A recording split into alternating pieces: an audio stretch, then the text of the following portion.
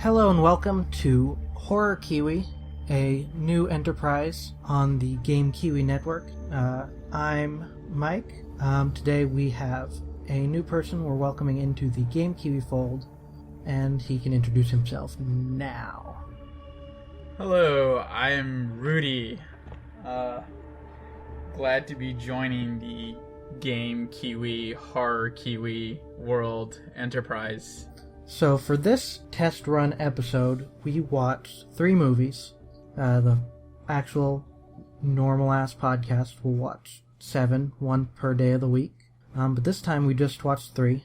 We watched Pan's Labyrinth, we watched The Nightmare, and we watched Nightbreed. I watched the director's cut of Nightbreed. That's on Netflix. I presume you watched the same one?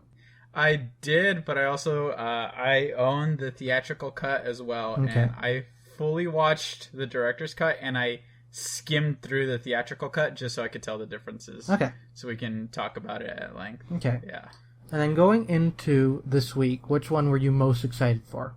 I was most excited for The Nightmare. Okay, that's the same here.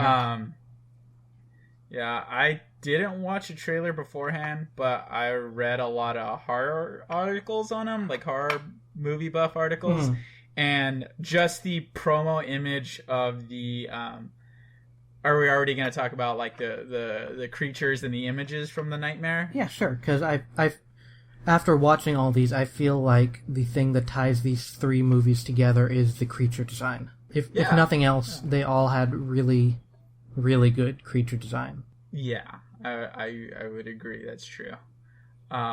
It was the promo image of the black silhouette with the dark red eyes and the teeth, the kind of like vampire teeth and the teeth, and it was just a still image. It was a promo image in the movie. That's all I needed. That convinced me I needed to watch it. Yeah, that I thought it was a really effective design, especially the way it's used in the movie, because that one shows up pretty late. Yeah. Yeah, so it's kind of tame-ish until you hit that, and then it's kind of shocking when it does finally pop up. Yeah. I gotta say, though, I had some problems with The Nightmare, I feel. Did you? Yeah. Okay. I feel like it got way too much in love with the idea of sleep paralysis being a spiritual, demonic type thing, especially near the end. Right.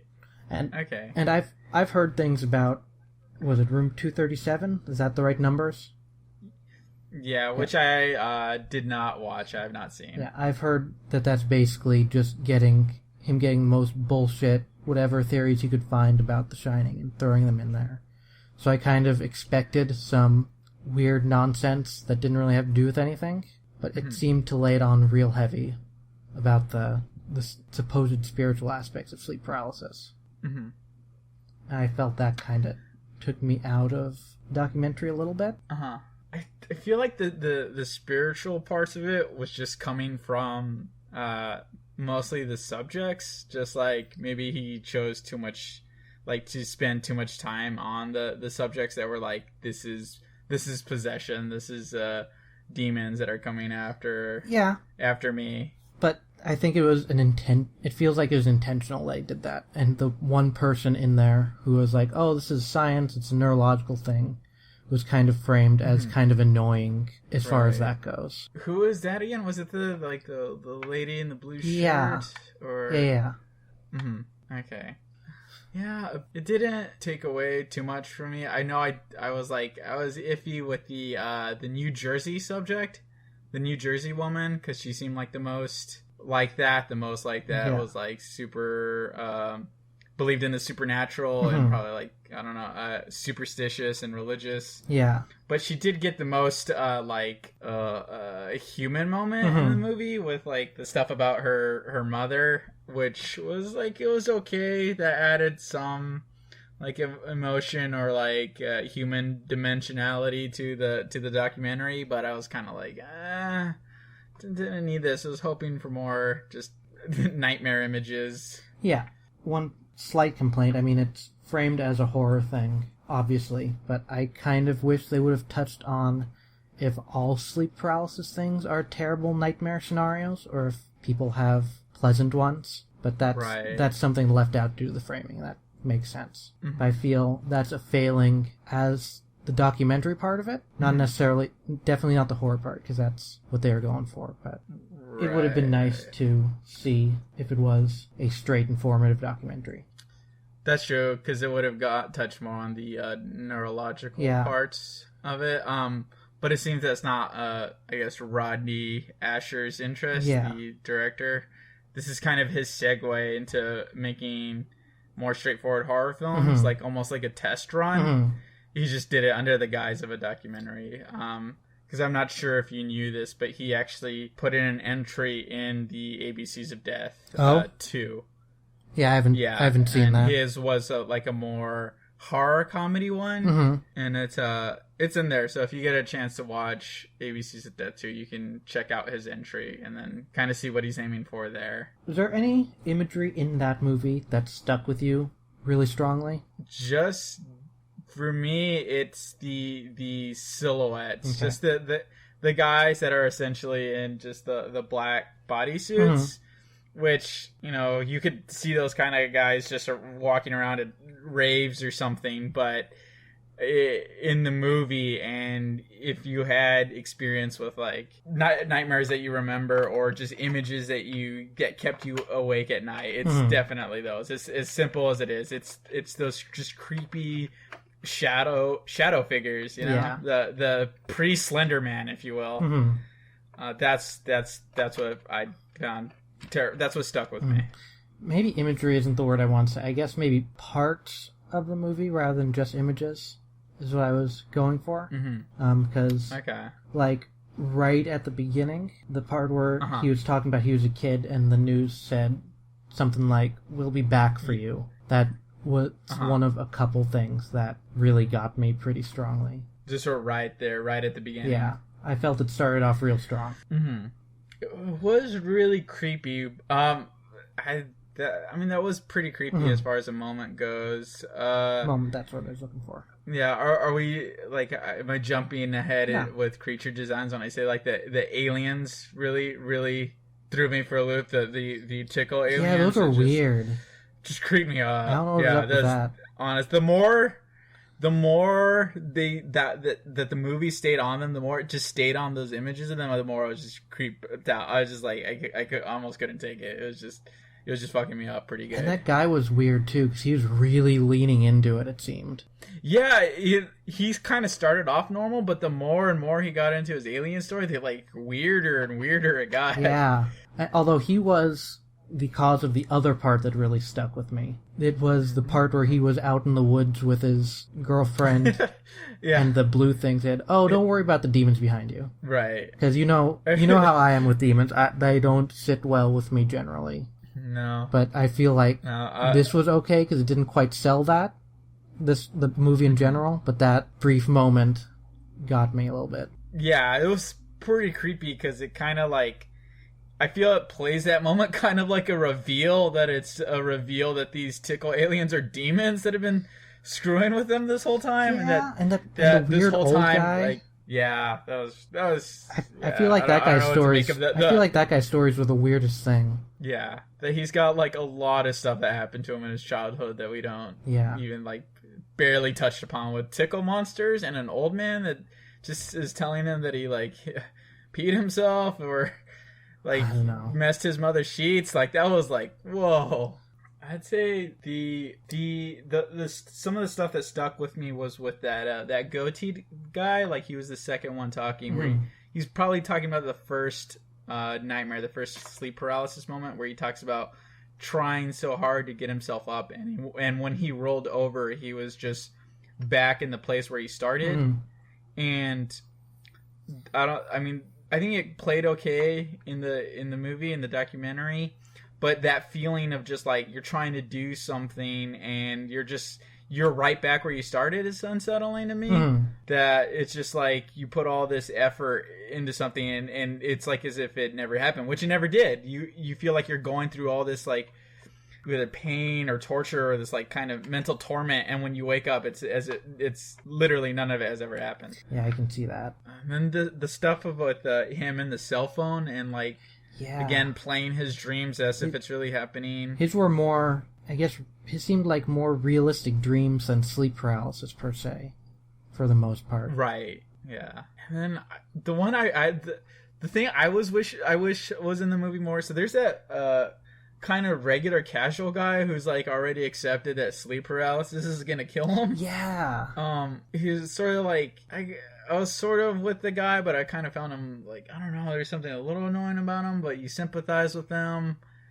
I don't know, there's something off, but I really liked his stuff about the like the big guy with the orange hair, and just how kind of like just how surreal that was. Yeah. I mean, I think the best parts of the movie were the parts that weren't about sleep paralysis, because it had a Nightmare on Elm Street kind of quality to it, which they mentioned. Yeah. I don't know how I felt about the like Insidious shutout. I was like, I felt like it didn't fit. No, it did not. Yeah, I was like, I don't need to know. Like, you don't need to fit Insidious in here. No. But I guess if you're really trying to make it relatable to people, or for them to kind of understand what it's like, that maybe we're taking for granted how like what sleep paralysis exactly is, or what the like how it would look.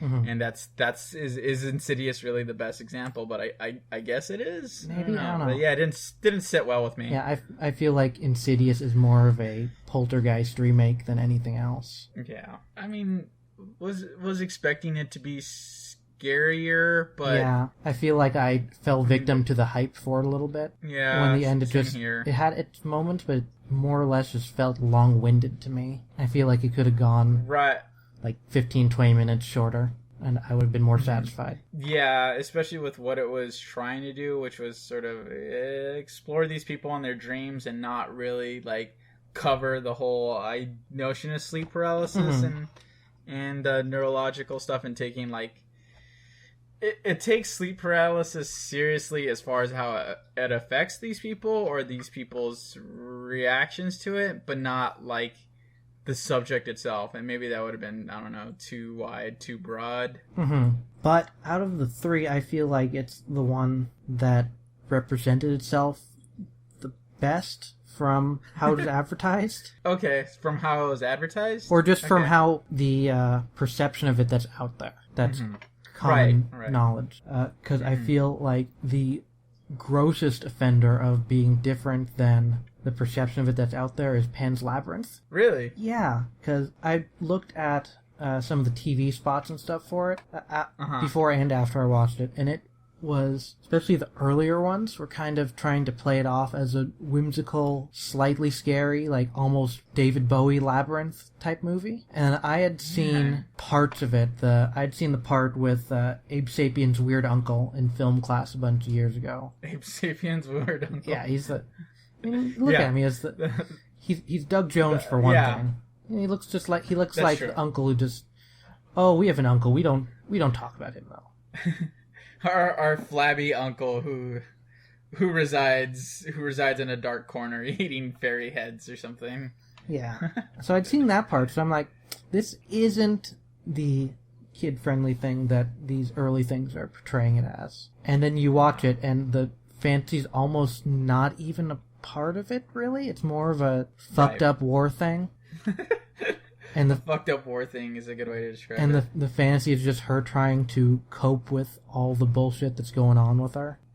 I mean, it could be happening given the ending of the movie, but it really doesn't matter whether it is or not. Right, I agree with that. It doesn't matter. It's odd because I watched just one of the trailers, like their official trailer, and the way that the way that the trailer sold it was sort of like the foreign prestige picture, which just kind of was. I don't think it won for best foreign film, but it was like, this is just after the mid 2000s, and like this is when like foreign films and like Spanish movies were getting big and like seemed like popular. Like there was always like that one foreign film that you have to watch this year. That one for best foreign film nominee that you have to watch this year, and that's what I felt like it was sold as, is basically this prestige picture that has a horror tint to it.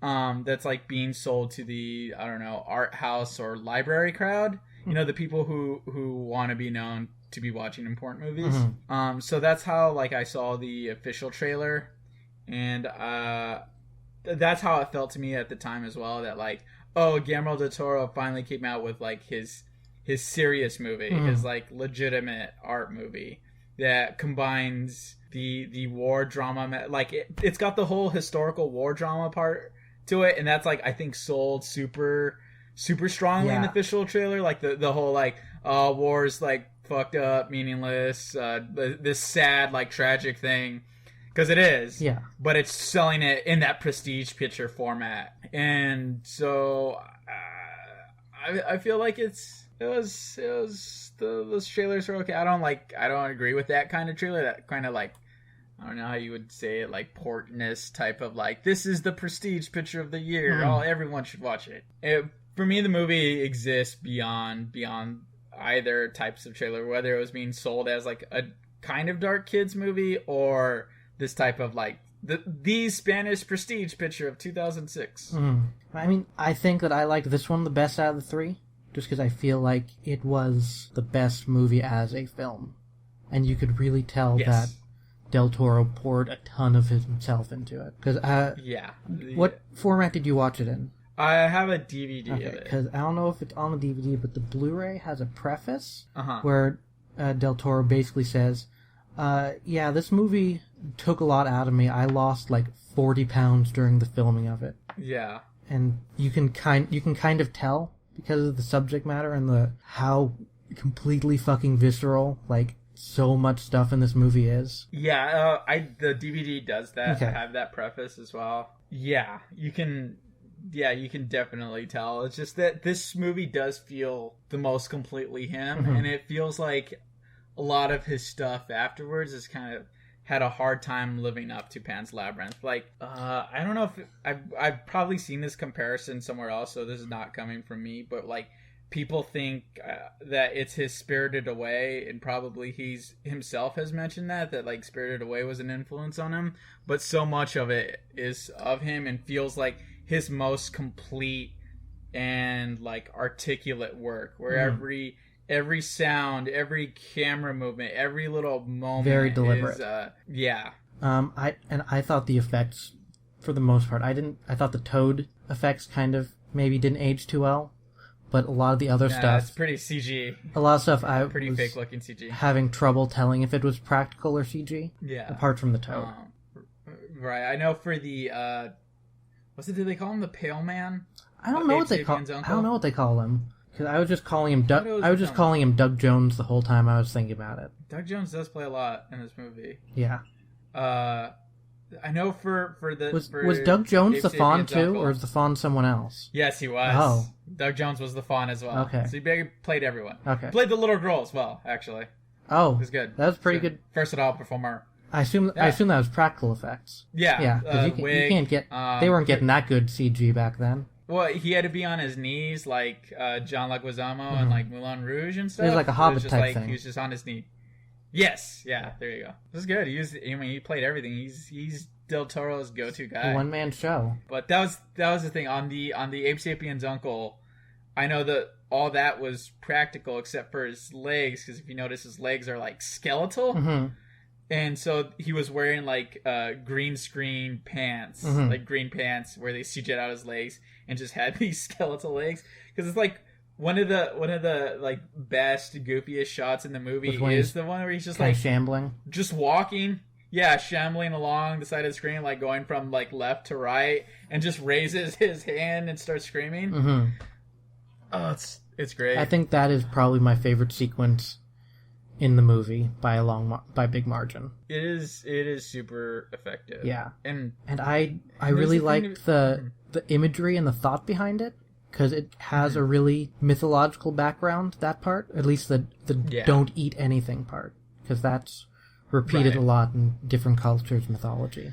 Yeah, it's just so well represented with like the huge dinner table and just like the formal what we can assume is like he was a formerly gluttonous man or something, but it's like just this gross looking Yeah, dude. he's the one character I really want to know the full story behind. But see, isn't that a discussion of itself? Of maybe it has to be kept ambiguous because the more you learn about something, you kind of ruin it for yourself.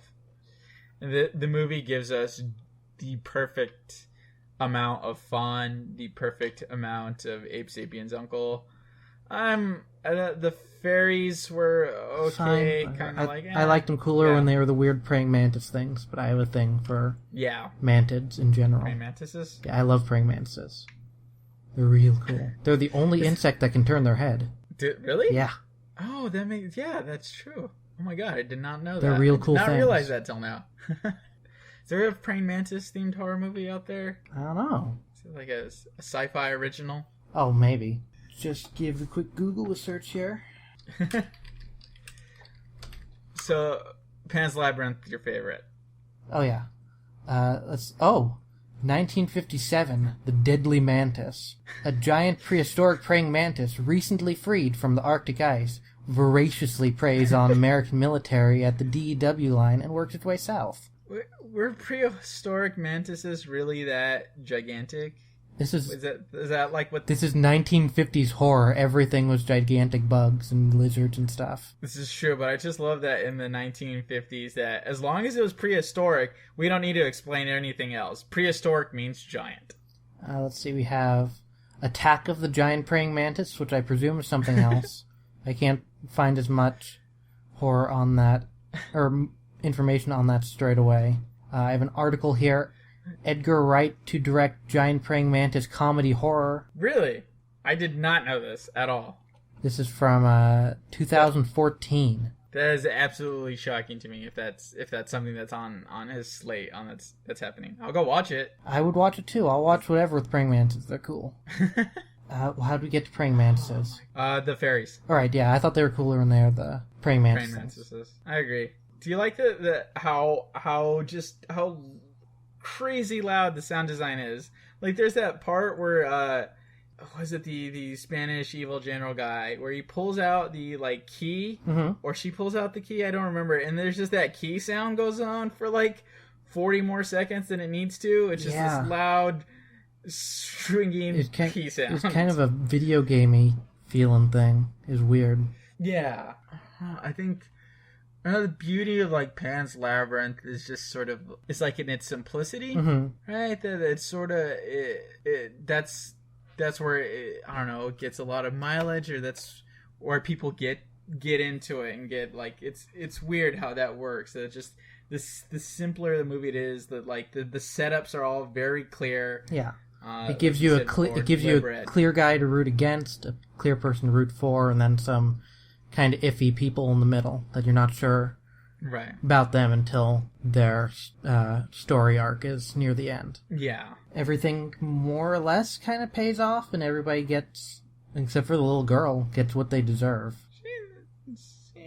She's got a kind of happy ending. Kind of. Not really. It's bittersweet. No. Bittersweet, maybe. Very bittersweet. Yeah.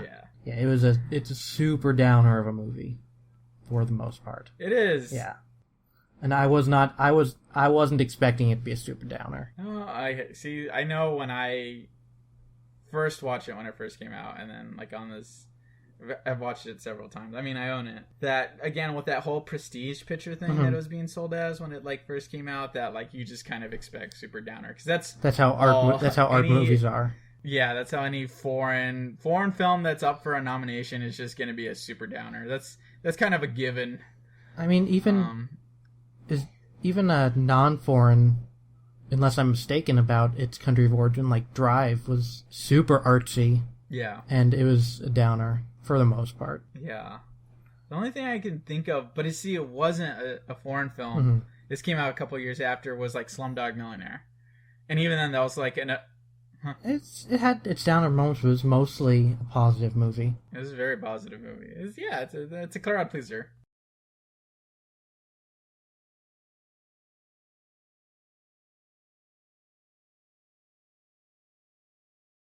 but it didn't do a lot for me. Again, it might have been the hype, because I watched it after it had won all sorts of shit. Mm-hmm. So I'm like, this isn't that great. Why'd this win so much stuff? Whatever, it's fine. It's not transcendent like everyone's saying, but sure. I guess it was worth the time to watch it. Yeah. It had its moments. It's good. I got caught up in the energy of it. Luckily, I watched it just before like the hype train started, and then it started winning all the shit. It's hard. It seems like that's what most things that win are exactly like that. Yeah. Overall, I think that Pan's Labyrinth, out of the three, it's really the only one that made me... It's the only one I have a desire to go back and watch again sometime in the future. Probably with the commentary, because I can only imagine some of the stuff Del Toro has to say about that movie. I know I listened to his commentary for it, but a long time ago. On the Blu-ray, there's a visual commentary for it. So it'll do like little screen stuff. I skipped ahead and it was showing a bunch of the prosthetics for Abe Sapien's uncle. So would you go as far as to say that this is his accomplished masterpiece? I haven't seen too much. I think the only thing I can think... I guess I've seen 3 others at least. But all those were kind of... Hellboy 2. I've seen both the Hellboy movies and Pacific Rim. So you need to watch Mimic, Kronos, The Devil's Backbone. Right. Devil's Backbone would be my contender. I would highly recommend that. That's obvious. It's the closest to Pan's Labyrinth. Yeah, because the other 3 I've seen aren't really going for the same sort of thing at all. They're going for the kind of schlocky summer blockbuster type audience. Especially Blade 2, yes. Did he do Blade 2 too, as well? He did do Blade 2 as well. I have seen that, but it's been so long that I don't think I can consider it something to put up against anything else. There's wrestling moves in that movie. It was when wrestling was popular. Eesh. Yeah, it kind of doesn't hold up. There's some really bad CG in it. Really bad 2002 CG. I thought it was a, not pleasant per se, but welcome departure from... I mainly know him from the Hellboy movies, so I like those movies a lot. Yeah. I liked how different it was from those, while still having the Del Toro-ness to it. The really fantastic creature design, the pretty good direction, all that stuff. Pretty good direction. Well, the Hellboy movies aren't great. They're not. No. But they're fun. No. Hellboy 1 especially. Yeah. Hellboy 1 is a kind of rough movie. Hellboy 2 I like a little bit more. I mean, people have opinions on Del Toro. A lot of people think he's not great. A lot of people think he's... I don't know if a lot of people think he's the best. A lot of people really like him. I think he's pretty good. Yeah. Yeah, he's pretty good. I mean, he is like the only guy, one of the very few guys out there making creature design, like totally original creature designs, and making movies for genre fans. That's the thing about Pan's Labyrinth as well. Is just the fun is so. That's a really good design. Seems iconic, an incredible design. It's an iconic design. You know, there's we haven't really seen anything else like it before or after, really. Yeah. And we've been watching a lot of Face Off on Sci-Fi around here, so I'm learning, I guess, a bit more about prosthetics and practical effects as far as singular characters go. So I feel like I'm able to appreciate well done creatures a little bit more than I was previously. Especially telling me that shows Face Off is a good show. Face Off's a great show. Yeah, you have to like or be okay with elimination, competition, reality type stuff. But they make some neat stuff. They have a lot of guests on. Like last week's episode. This is for reference. It was September 8th, 2015.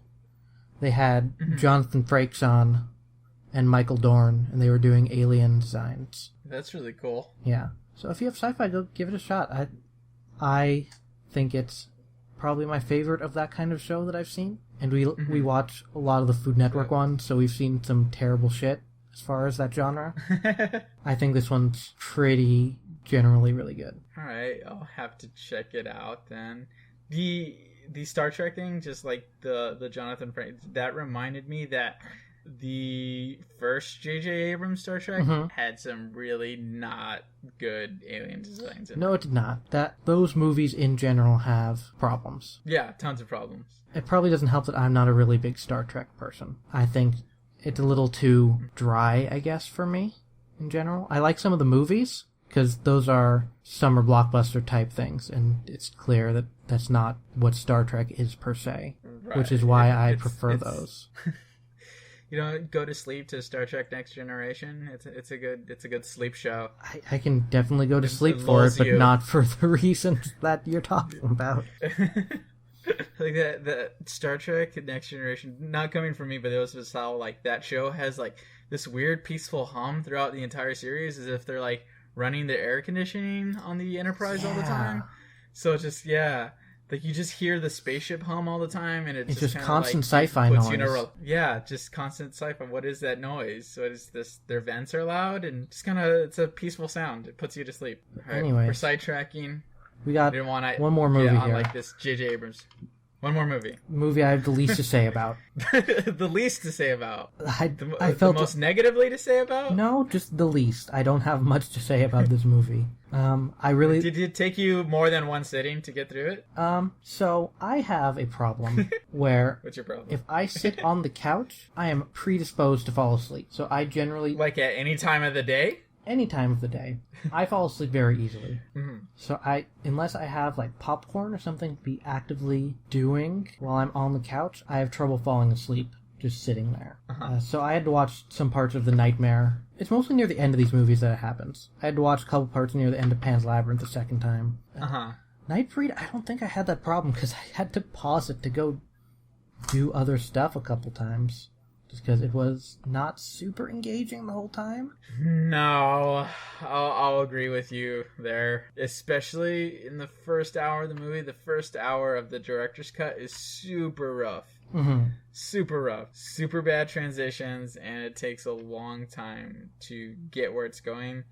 I will say, watching the theatrical... So what's weird is... Alright, I'll just lay it out right now. Which is...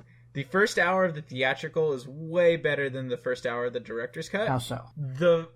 In the theatrical, it takes about 11 minutes to get to where he's at the beginning of the movie to Midian. Okay. So the theatrical skips that whole dance sequence, the whole musical part where we get to see her awesome band. That part was fucking terrible. It fucking goes on forever. What were you thinking, Wes Craven? You mean Clive Barker? Clive Barker. I'm sorry. I have Wes Craven on the mind right now. I know. It's very, very upsetting. I'm sorry, Mr. Craven, for that thing I said. The horror gods shun you. I was hoping to catch, People Under the Stairs and Shocker, which have been given, recently, people have given them second looks as underappreciated Craven works. Do you have a movie that you saw it once, and for the longest time you couldn't figure out what it was? It happens all the time, yeah, I think. Because People Under the Stairs is that movie for me. I saw it once on Sci-Fi when I was like 10, and some of the images in it stuck real strong, but I could never find out what that movie was. Because it's just one of those movies because it turns out Google searching "boy tongue cut off" doesn't give you very much. They could have gone really bad as far as Google searching goes. Like, could have led you down some dark places. But I've recently found out that's the movie I had been thinking about all those years ago, and I need to go back and watch that movie. Same here. I tried watching it a couple years ago, but it just didn't click with me. I wasn't really into it, and it just seemed kind of like weird. It was like I recall it being very weird. It was like a Jim Carrey. Yeah, I don't know, I just felt like it was like a Jim Carrey movie, but that was also like a horror movie, but there's like some weird SNL, I don't know, I just didn't, like, I couldn't get it, like, even in the midst of, like, semi-adulthood and, like, understanding movies, like, to me, it was one of those rare movies where it didn't make any sense to me, like, scene to scene, I was like, I can't make, this is incomprehensible as a movie. We should maybe kind of like Nightbreed. We should maybe take a look at that at some point. Yeah, I think that it'd be a good one to revisit. We can maybe check that out on the other movie podcast, or if we do a secondary horror Kiwi or something in the future, we'll see. Yeah, save because I really want to revisit it again, especially this year. Okay, so theatrical also cuts is terrible. Terrible acid trip that he has. His hallucinogenic. I don't even remember that. Oh, now I do. Yeah, it's in the beginning when he goes to the hospital. Yep. Right. So theatrical just cuts from him getting the drugs from Cronenberg, and cutting to him running in front of a truck. So you just jump ahead like 20 minutes to that seems way better. Yeah, to the guy who cuts his face off, or cuts around his face. Whose character's name? Do you know the character's name? Not a clue. Yeah, failure of the movie. It's like Narcissi or something like that. Yeah, it's in the booklet that I have for the movie. I feel like in general there wasn't enough about the monsters in this movie. No, even with the director's cut, there's a lot more monsters in the director's cut. Yeah. And even with the director's cut, there's not like kind of just like barely expands upon anything. Yeah, because there's that weird fat guy that it seemed like they were trying to have catchphrase moments with all the time, and the weird devil-looking guy that's with him. I'm like, those guys are cool looking. I want to know what's up with them. Or Quill Girl. Oh, Quill Girl as well. They're all in the opening. The opening is the same with them running through the graveyard and the awesome Danny Elfman music playing. Yeah. I want to know what's up with Doug Bradley's guy. A lot of stuff that I want to know more about. Yeah. There's just nothing's explained, but maybe that's part of its charm. I don't know. I guess Nightbreed is that like movie that you want to like so bad, that you want to be part of like the fan base for, but then you realize like, oh, this is super flawed. This is not that awesome. This is not as awesome as I thought it was going to be. That said, the characters taken by themselves are all really cool. Maybe not. Cool designs. Maybe not Mr. Flesh Dreads. I didn't like him too much. Flesh Dreads? Yeah, the guy who bit the main character. Right. I thought that design was kind of eh.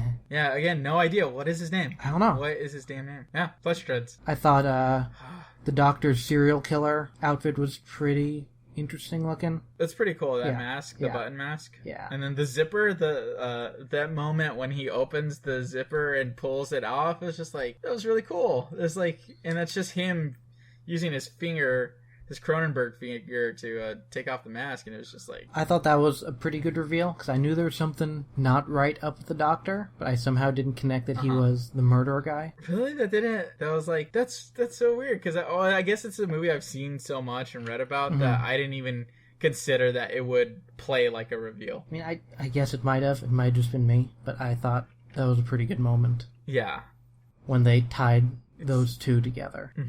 I thought the Doctor's lack of motivation for being evil was kind of bad. Yeah. He was just kind of evil to be evil. Yeah, just evil just because. Well, isn't there like a kind of last minute religious thing thrown in there, especially with the cops as well, that they're kind of like religious extremists, and they want to serve God by getting rid of the freaks or the mutants. Kind of. I feel like that might have been making comments on some of the middle parts of the country too. Right. Yeah. Which I think Clive Barker would be totally against. I don't think he would like. He likes middle country. It seemed pretty Oath Keeper-y type stuff going on in there. Old Keeper-y? The Oath Keepers. Oh, okay. The weird right-wing private military thing. Oh, yeah, definitely the redneck army. Yeah, was that sheriff a guy from The Walking Dead? I don't know. The actor? Yeah, because he looked familiar. I don't recognize him. I only watched the first season of that show, so I'm not sure, but I can check pretty easily. I got the internet at my fingertips. At the second season. I stopped pretty quick in the second season. Yeah, I was just like, I was at that, no, just Walking Dead, can't. Comic is good for a short while. Yeah. A couple omnibuses in, and you're set, and after that I think it gets terrible again. So in looking this up, I realized that it's impossible to find out who's who, because I don't know any of the characters' names. Right. Is that a failure of the movie? Yes. I recognize the main character's human name, and that is it. I don't even know his human name. I know his freak name, Cabal. I only recognize it. I could not materialize it for you if you asked what his name is. Is it Neil? It's Aaron Boone. Damn it. I think they said his first name one time, and they said his last name a bunch. Right. Several times. Boone. So, what's kind of weirdly ironic about the theatrical versus the directors is The theatrical has a pretty great first hour compared to the director's cut. But it literally, so it condenses that entire like last hour of the movie into about 20 minutes. So that even though that in the director's cut it goes on for a really long time, they're kind of raid on Midian and just sort of the massacre of the Midians, if you will. The Nightbreed. That is the Nightbreed. That is about like that goes on for like I don't know what 40 almost an hour in the movie. Like it goes on for a really long time. That is like completely cut in the theatrical, and it kind of totally undermines the whole third act. And the ending is completely different as well. Oh? Yes, it's very different. How so? All right, so we're getting into, like, I guess, I don't know, spoil. I guess it doesn't matter. Spoiler territory, whatever. This movie's from 1990. It's 25 years old. Older than that, probably. Yeah. I mean, I'm older than it still, but whatever. So, all right. So, in the theatrical, Narcissi, the half-face guy, the face, no head guy, He survives. He does not get beheaded by Cronenberg. Yes. So he survives because the audiences liked him, I guess. Or maybe he was the, one of 3 comic relief that actually works in the movie. So he survives and says goodbye to Boone and the girlfriend at the end as they kind of ride off. And they leave the Nightbreed in a barn just to kind of fend for themselves. So in the theatrical, it's Boone hears from the god again, who's cut a lot less in the he's not in the director's, like he's not in the theatrical barely. He's barely in there. The god sitting there, whatever that was. Baphomet. Basically, that god Baphomet. Baphomet still tells him about the same stuff, that you'll be Cabal and you need to rebuild. Yet in the end of the theatrical cut, he just ditches him. He ditches him, leaves him in the barn, fucks off. It's just like, see you guys later. Gonna go with my girlfriend to figure some shit out. So after that, it cuts to the priest, who's also barely in the theatrical cut. He's barely in the director's cut less either, of a role. to be fair. He's a lot compared to the director's cut. He is a lot more he's a lot more in the director's cut. There's a lot more fleshing out of him because he's like a guy losing his faith and kind of just goes crazy while witnessing the Nightbreed massacre. Theatrical is he's way more nonsensical of a character. He's fucking crazy. It's so weird. He hates Boone immediately. There's an alternate scene in the cell in the theatrical cut. He slaps his bloody hand against the cell and he says, "You're gonna die. You're gonna pay, Boone. You're gonna burn in hell." So he's played as a religious priest, like with the rednecks in the theatrical, versus one who's like wants to be taken to Midian in the director's cut. That's real weird. This is no joke. That is super weird, right? Super weird. So in the theatrical, he does not kill the sheriff himself. What happens? I don't even remember what happens to the sheriff in the theatrical. He does the stupid thing where he, for whatever reason, puts his hand in the boiling goo and turns himself into a Nightbreed, which Baphomet just witnesses and does nothing about for some reason. So what he ends up doing is he's by himself. The theatrical at the end has incredible imagery of like the Midian Nightbreed massacre at the end. Yeah. So he builds a shrine to the Cronenberg doctor, to the serial killer, who has his mask on, and he still has the pile of boiling goo, sticks it into the basically crucified Cronenberg, and the end of the movie is Cronenberg with his mask on screams at the camera and is revived as the priest is worshiping him. What? And yes, this is what happens at the end of the movie. So it ends on a cliffhanger where the two of them are out to get Boone and the living Nightbreed, I guess, and that's where it ends. It ends with Cronenberg with the button mask screaming at the camera, revived by this fucked up priest. Were they trying? They must have been trying to get like a series going here. Yeah, I don't know if you saw some of like old Clive Barker interviews and stuff. When they had a hard time selling this movie, they were trying to sell it as a horror Star Wars. So they were really trying to sell this as a franchise. Oh. That wanted to make basically horror superheroes, which, if you think about it, hasn't really been done. It doesn't sound like a super original idea, but if you think about it, at the time, Nightbreed was like the only movie about like oh, the freaks are the good guys, or the Mhm. monsters are the good guys. Yeah. Apparently, there are a bunch of books. Yeah, I know, based on the Clive Barker Cabal book, but I haven't read the book, and I have no idea what the differences between the book and the movie are. I just kind of well versed in after exploring the theatrical cut fully, which is like, it's interesting. I mean, I would say first hour of the theatrical cut, great. That's where you should start off, and then watch the second hour of the director's cut.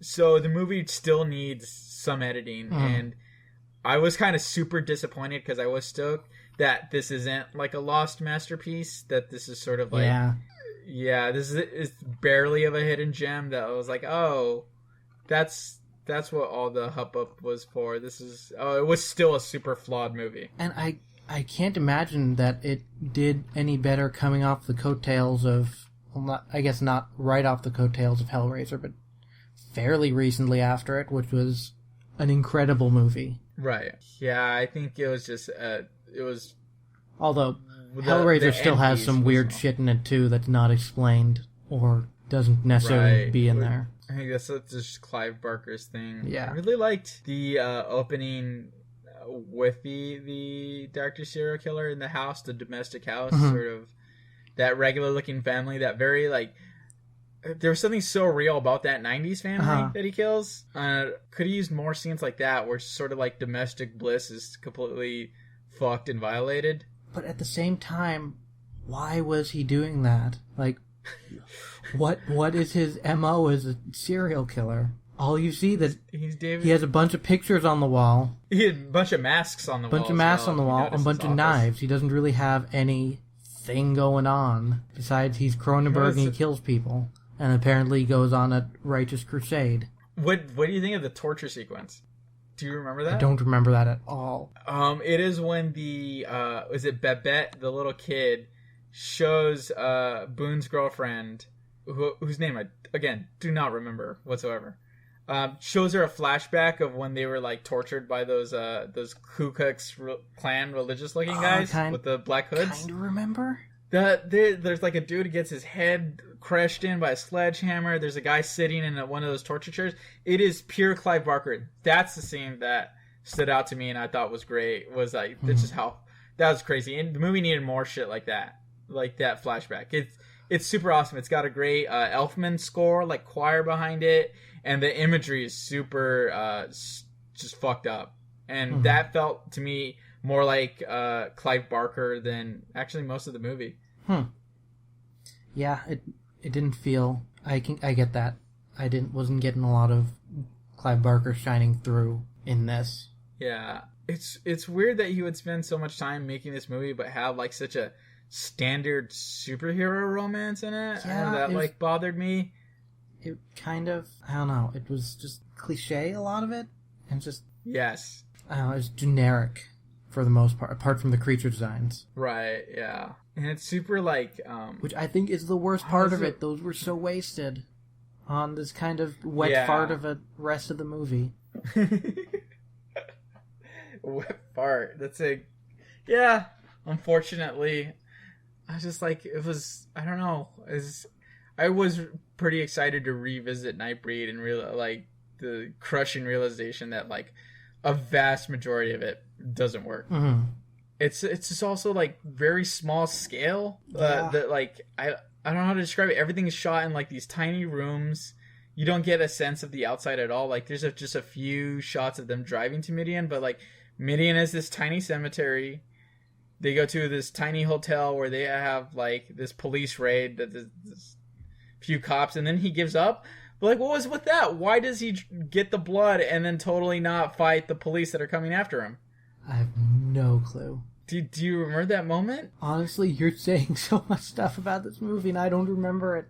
And I'm not sure if that speaks more to my state of consciousness watching it, or how much attention I was paying, or just it was not memorable of a movie in general. I think I just pay attention to the failures, to I don't know, when I was like going note by note of like theatrical and director's cut. Just like, how many missed opportunities this movie has. So is this the kind of movie that you find like totally incomprehensible, where like scene to scene you're like, what the fuck are these people talking about? Kinda. I mean, the dialogue was all really inconsequential to everything else that's going on. Yeah. Also the theatrical makes it like it's weird. No, what's happening in the director's cut, Boone seems way more like an asshole. Mm-hmm. Doesn't it come across as like these two people, Boone and his girlfriend, come to Midian and just fuck everything up? Yeah, that's what happens. If they hadn't gone there, they would be fine living underground, and they wouldn't have been fucking slaughtered. It's like they go there, fuck everything up. Boone gives it no second thought. It's like, oh, maybe you guys should fight back. That like, fuck all your Moors. Literally, Boone goes there, is told the rules, and then proceeds to not follow the rules. Completely breaks them. Says, fuck your rules. Immediately, yeah, immediately breaks them. It's also like he becomes one of the Nightbreed, and not long after, he's like, I'm ready to fuck off. Like, I'll leave you guys. I'm gonna make my case to Baphomet that I'm not supposed to be here. And again, just completely ruins it. And then becomes the chosen one and kind of fucks that up too. Yeah, it's entirely their fault that the fucking Nightbreed get massacred. And they give it no second thought. Literally none. They're like, we caused this. This is our fault. No, they just go in, crash everything. Maybe it is like Clive Barker's subtle metaphor for foreign policy or something. I've no idea. The Berserkers looked not that great. Yeah, they were generic. They were the worst designs in this whole thing. Mm-hmm. They looked like a poorly done Harryhausen facsimile. Yeah, sort of like a kid just playing with Play-Doh and just decided to make monsters out of Play-Doh. Yeah, I would be interesting to see if he like revisited this and started completely over from the beginning, mm-hmm. and listen to what we're saying here and just did what we say. I feel like then it'd be a pretty good movie. I don't know, because does he just get kind of up his own ass in like the mythology? I think he needs to start out simple. I feel like he wanted too bad for it to be a franchise from the start. Because like you said, they're trying to make it a horror Star Wars. Yeah. Whereas Star Wars was made like completely intending for that to be a standalone non-franchise thing. Mm-hmm. And I think that's part of the strength of A New Hope. Right. Yeah, that it stands on its own. Yeah. And its mythology. There's just so much. There's room to expand mythology, but everything within that movie is pretty contained. Yeah. And there's nothing contained about Nightbreed. It feels like it's a middle movie, but it's not. I mean, besides the big guy with the hands, the arm, the tentacles that come out that just take out people's eyes, apparently. Yeah. And the devil guy. I mean, what else stood out to you of the movie? Were like some of the scenes that stayed with you, or that was cool? None of the scenes really stayed with me. I thought Quill Girl was a really cool design. Mm-hmm. She gets her moment. She gets her scene to shine in the director's cut. Yeah, that was cool. I thought Smoke Girl was okay. Yeah, that was all right. Her use, and then kissing the guy and stuff. Yeah, that's fine. That's cool. But it didn't have enough of those moments to make it worth it. Right. Yeah, that's true, because they only come near the end and too little too late, especially after a terrible, terrible first hour. Yeah. Yeah, the first hour was pretty bad. Yeah. I was kind of shocked by how bad it was. And it takes so long to get going. Mm-hmm. I would not say that theatrical is better. It's definitely the first hour moves so much better, but you lose so much of the like crazy, entertaining, interesting stuff of the second half. Mm-hmm. That it's like there needs to be another cut of this movie that kind of combines both. Yeah. So I guess I don't know. I don't really have much more to say about Nightbreed. I have a feeling that our ranking is going to be pretty similar here, based on the way conversations go. Yeah. Nightbreed's dead last. I'm pretty sure we can agree there. Yes. Nightmare second? Yeah, okay. I'd agree with you there, because Pan's Labyrinth is really good. Because Pan's Labyrinth, I would go as far as to say is a masterpiece. It's Del Toro's masterpiece. And, I can agree with that. I might have to watch it one or two more times to go full bore general. You also have to watch the rest of his library. Yeah. Yeah. But I think it was at the very least a really good fucking movie. It's a fucking great movie. Yeah. Okay, so that is the Horror Kiwi test record official ranking of those three movies. in order, objectively, Pan's Labyrinth is the best of the three, followed by Nightmare, followed by Nightbreed. Mm-hmm. Yes. So that's, I guess, episode 0. For the next one, we're going to be doing some Yakuza movies. We'll be having an episode of Yakuza Kiwi. Yakuzui? Huh? Yakuzui? Yakuziwi. What? Sorry. We'll be having a guest, or I guess a mock guest, per se. We're going to be having the other half of the original game Kiwi. Watching those. We're going to, if it turns out well, it'll be some bonus content for our Yakuza Let's Play. And we will be watching Sonatine by Beat Takashi, or Takashi Kitano.